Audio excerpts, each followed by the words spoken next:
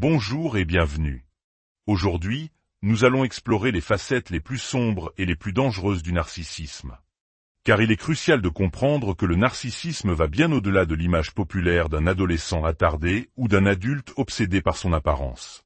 Ce n'est pas seulement un conjoint qui aime des photos inappropriées sur les réseaux sociaux, un collègue qui flirte sans gêne, ou un égoïsme insondable.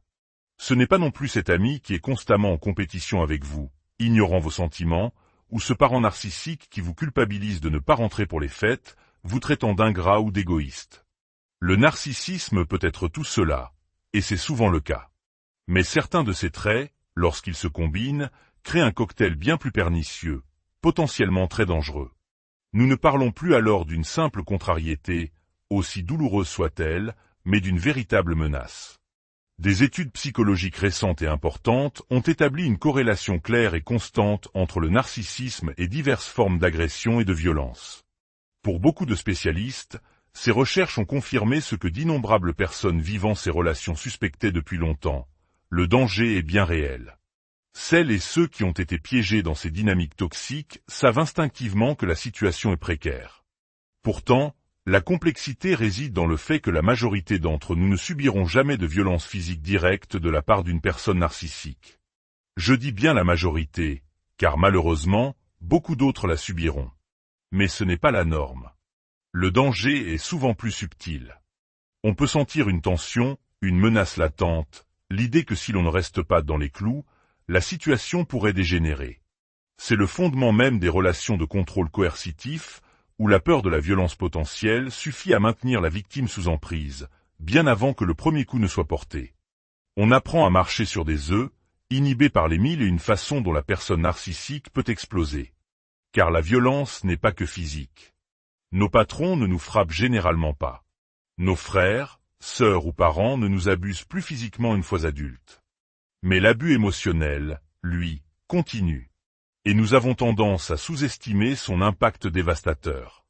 Il faut le dire clairement, le narcissisme et ses proches parents que sont la psychopathie et la sociopathie sont des structures de personnalité dangereuses. Une relation avec une personne présentant ces traits sera toujours, sans exception, nuisible.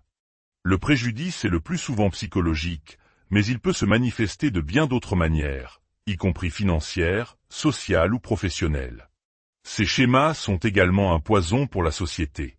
Les leaders narcissiques dirigent des entreprises, des gouvernements, des organisations sociales, et les mènent souvent à la ruine. Pourquoi? Parce qu'ils ne se soucient absolument pas des personnes qu'ils sont censés diriger. Leur position de pouvoir n'est qu'un outil pour servir leur propre ego, pour assouvir leurs besoins insatiables d'admiration et de contrôle. Une fois qu'un narcissique a pris les rênes d'une organisation, il la vide de sa substance, sans le moindre égard pour les vies qu'il a brisées au passage. Certains traits du narcissisme ne sont pas dangereux en eux-mêmes.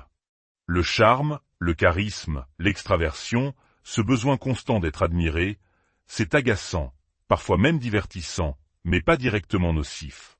Le danger, c'est que ces qualités sont des portes d'entrée. Elles nous attirent, nous séduisent, et nous rapprochent de leur comportement véritablement destructeur. Cette façade engageante peut nous rendre aveugles, nous empêcher de voir le tableau complet. La clé est de ne jamais se laisser berner par cette illusion. Ne vous dites jamais qu'une relation n'est pas dangereuse simplement parce qu'il y a aussi de bons côtés. Une fois que vous identifiez les signaux d'alarme que nous allons détailler, comprenez que la relation n'est pas sûre. Peu importe si elle dégénère en contrôle psychologique sévère, en crise de rage constante qui vous épuise, ou si elle accumule une pression qui finira par exploser en violence physique. Soyez attentifs à ces signes avant-coureurs. Le premier signe de danger est l'extrême susceptibilité, la fragilité de l'ego de la personne narcissique. Une petite blague, un commentaire constructif, ou le simple fait de la traiter comme une personne ordinaire ou par exemple, en lui demandant de faire la queue comme tout le monde, est vécu comme une attaque personnelle intolérable. C'est ce qu'on appelle une blessure narcissique. La réaction peut prendre deux formes. Soit un repli passif-agressif, où la personne se drape dans une posture de victime outragée et vous punit par son silence glacial. Soit, et c'est tout aussi fréquent, cette blessure se transforme en une rancune tenace, une rage qui grandit en silence. Les personnes narcissiques sont souvent impulsives et ont une très mauvaise régulation de leurs émotions, en particulier la colère. Si elles se sentent déçues, critiquées ou provoquées, même pour une raison qui semblerait anodine à un observateur extérieur, elles attaquent. L'escalade peut être fulgurante. La blessure d'ego se transforme en honte, la honte en rage, et la rage est immédiatement projetée sur la personne perçue comme la source de l'offense. Cela peut mener à une explosion de colère sur le moment, mais aussi, et c'est peut-être pire, semer les graines d'une vengeance longuement planifiée. Ils vous feront payer de les avoir fait se sentir inférieurs ou ridicules. C'est l'origine de ces divorces interminables et coûteux, ou de ces procès absurdes intentés pour des motifs futiles. Ce qui nous amène au deuxième signe, la nature vindicative. Les narcissiques ne pardonnent pas et n'oublient pas. Ils ont besoin de vengeance pour restaurer leur sentiment de contrôle. Ils complotent, ils manigancent. Les campagnes de dénigrement, l'instrumentalisation de l'entourage pour vous isoler, le harcèlement, tout cela fait partie de leur arsenal. Si vous êtes celui ou celle qui leur a fait ressentir de la honte, qui a terni leur image, qui ne les a pas traités comme l'être exceptionnel qu'ils pensent être, ils chercheront à se venger. Cette soif de vengeance explique leur amour des procédures judiciaires et leur capacité à voir scellés pendant des mois, voire des années, avec des messages haineux ou des courriels menaçants. Ils répandront des mensonges à votre sujet auprès de vos amis, de votre famille, de vos collègues. Leur mission sera de vous couper de tout soutien et de transformer votre vie en un état de stress et d'hypervigilance permanent. Les victimes de ce genre de harcèlement disent souvent ne plus se sentir en sécurité nulle part, regardant constamment par-dessus leur épaule, ne sachant jamais quelle sera la prochaine attaque. Le troisième aspect dangereux est leur posture de victime. Ils croient sincèrement, presque à un niveau délirant, qu'ils sont les véritables victimes. Ils voient des complots partout, des chasses aux sorcières organisées contre eux.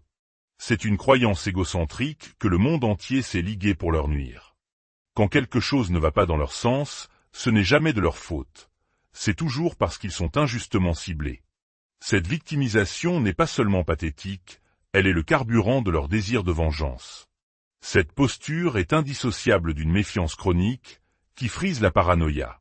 Quand cette paranoïa se combine à leur sentiment de droit et à leur déconnexion de la réalité, les conséquences peuvent être tragiques. Le plus troublant est que ces personnes peuvent encore paraître parfaitement normales et rationnelles aux yeux des autorités ou des forces de l'ordre, qui peuvent alors minimiser la situation en la qualifiant de simple conflit familial. Il est important de distinguer cette méfiance de l'hypervigilance des survivants de traumatismes. La méfiance du narcissique est une croyance infondée que les autres cherchent à le priver de ce qui lui est dû. L'hypervigilance de la victime est une peur fondée, basée sur l'expérience, que quelque chose de terrible est sur le point de se reproduire. L'arrogance est un autre facteur de danger. Elle repose sur la conviction absolue que les règles ne s'appliquent pas à eux et qu'ils ne se feront jamais prendre. Et si par malheur cela arrivait, ils sont persuadés qu'aucune conséquence réelle ne s'en suivra. Historiquement, ils ont souvent eu raison. Soit ils ne se font pas prendre, soit ils connaissent des gens qui peuvent étouffer l'affaire, soit leur charme leur permet de s'en sortir.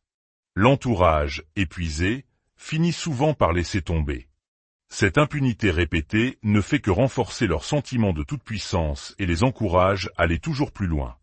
Le défi ultime, et peut-être le cœur du problème, est le manque total de capacité d'introspection. Les personnes narcissiques peuvent avoir une bonne empathie cognitive. Elles peuvent comprendre intellectuellement les émotions des autres. Elles savent ce que vous ressentez.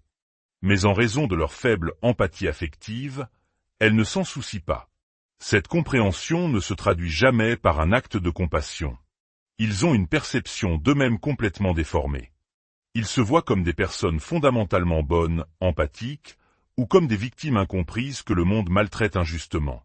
Ironiquement, alors qu'ils se sentent perpétuellement incompris, ils sont totalement incapables de se comprendre eux-mêmes. C'est cette absence de remise en question qui rend la thérapie avec eux si difficile et qui explique pourquoi ils abandonnent dès que le travail de fond commence. Ce qui nous empêche, nous, de dire ou de faire des choses regrettables, ce n'est pas seulement la peur des conséquences. C'est aussi le désir de ne pas blesser autrui, la conscience de nos propres valeurs. Cette boucle de régulation interne n'existe pas chez la personne narcissique. Et c'est précisément ce qui la rend si dangereuse. Leur modèle est simple. Crier, frapper, détruire d'abord, et peut-être demander pardon plus tard. Ils veulent pouvoir faire leur crise de colère comme un enfant de 3 ans, tout en attendant que le monde les réconforte et leur dise que tout va bien après. Cela fonctionne pour un enfant, mais pas pour un adulte de 30, 40 ou 50 ans. Et pire encore, ils exigent que tout le monde oublie immédiatement l'incident, comme s'il n'avait jamais eu lieu. Alors, quand vous combinez tous ces éléments, la susceptibilité extrême, le manque de régulation émotionnelle, l'impulsivité, la posture de victime, le refus de toute responsabilité, la nature vindicative, le manque d'introspection et la méfiance paranoïaque, le tout enrobé d'un sentiment de droit écrasant, vous obtenez une situation explosive. Paradoxalement, certains traits du narcissisme peuvent agir comme des freins. Leur obsession de leur image publique, du « qu'en dira-t-on », peut parfois les retenir. C'est une différence majeure avec les psychopathes, qui se moquent de leur réputation. Le narcissique, lui, calcule. Il peut se dire « si je me fais prendre, j'aurai l'air mauvais, et je ne peux pas le supporter ». Cette peur de la honte publique peut parfois empêcher l'escalade, surtout chez les narcissiques de type grandiose, qui sont très soucieux de leur façade.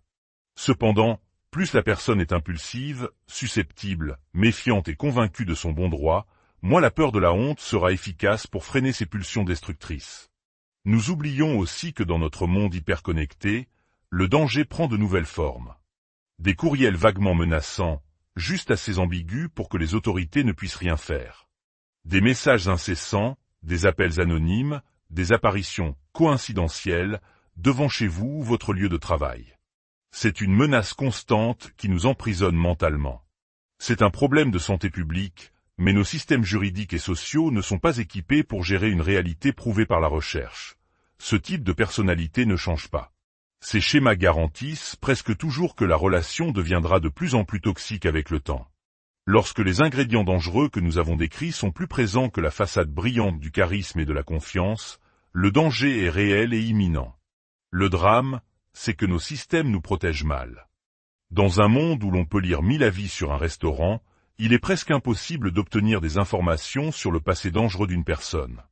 Nous sommes obligés de découvrir la vérité par nous-mêmes, en temps réel, en prenant des risques considérables.